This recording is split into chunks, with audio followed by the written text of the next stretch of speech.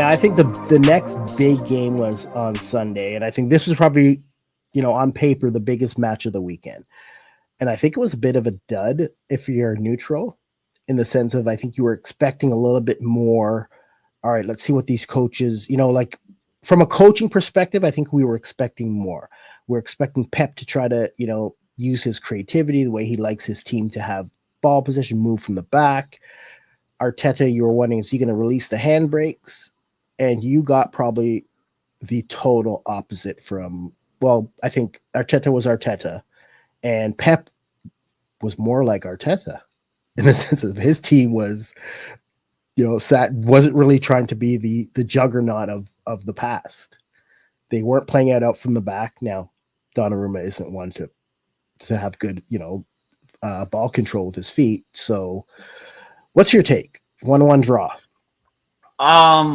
The most exciting part of this is Erling Haaland just taunting Arsenal. I think that was the most exciting thing about it. So, they score after 3 minutes, and then, it's like you say, again, it wasn't 9 minutes. 9 minutes. Was it 9 minutes? It felt like an eternity since he scored until when Arsenal scored. And again, as I said, I watched all the Dole games, so this was one of them. This was like, I think I said it about Toronto FC's first half the other day. There's 45 minutes of my life I'd like back. There was 90 minutes of my life I'd like back from that game. There's just not a lot in it. I will say I like Eze at Arsenal. I think obviously he got the assist on the goal.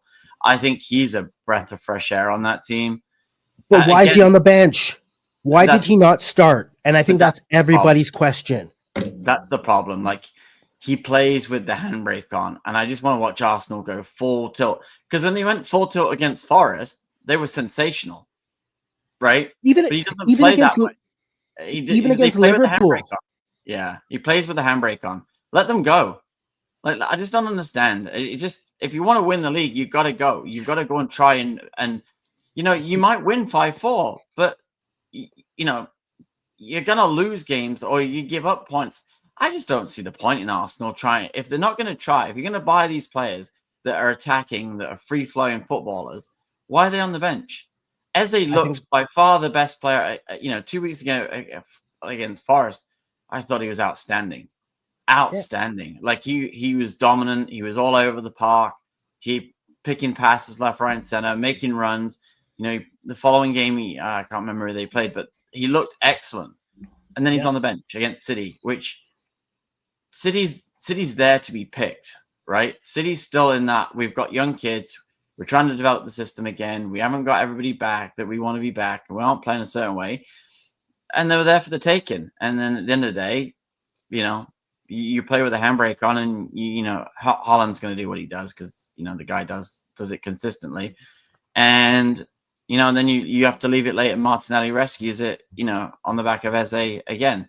But I don't know.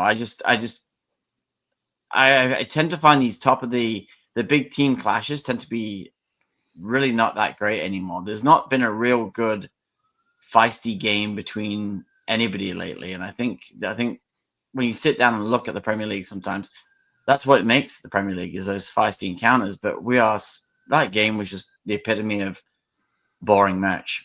Of just, this is why we're trying not to lose and trying to get a point, as opposed to trying to win a game. And I don't know. I didn't really enjoy that.